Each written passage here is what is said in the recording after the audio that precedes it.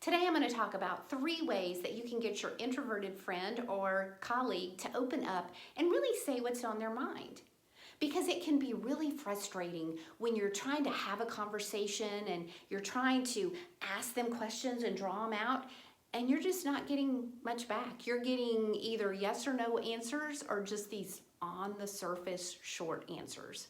And you're starting to wonder, does this person have any thoughts or opinions about anything at all?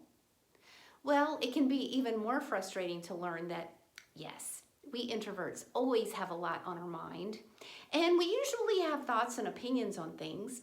We just don't have a lot on our lips. That is, until we know that you really do want our thoughts and opinions, and until you communicate with us in such a way that we feel comfortable giving them to you. So let me tell you about these 3 things that you can do. First of all, if at all possible, try to avoid putting the introvert on the spot in front of a group of people. This is a double-edged sword. On the spot, in front of a group of people. Introverts always prefer that one-on-one conversation, and unless it's a group they're real comfortable with, but if not, they prefer that one-on-one conversation with you and will be much more likely to open up and give you those beneath the surface answers. If you can't do that, at least try giving them a heads up before you get into the group.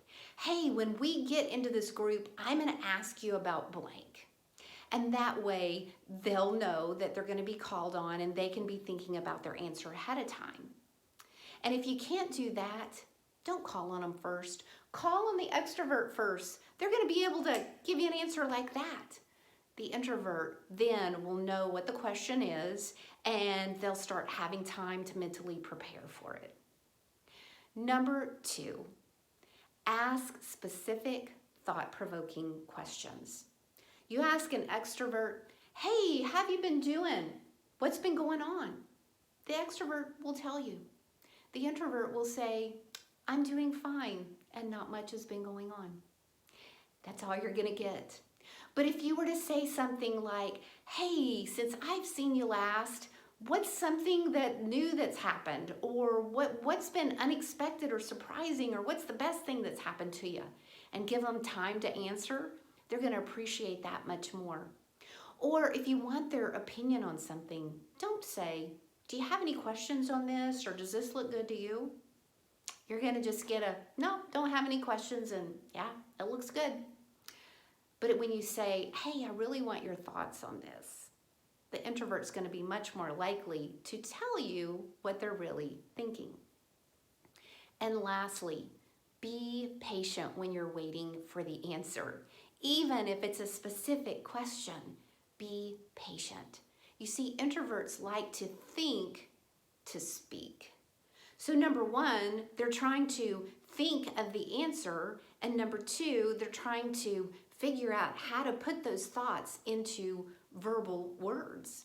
And so they're going to need more time. And so just because the introvert doesn't immediately answer, don't think that you need to repeat the question or rephrase the question or that they're not engaged. Be patient. Give them time to answer. You can even say, hey, I'm going to give you a few minutes to think about that. And while you're waiting for the answer, be kind.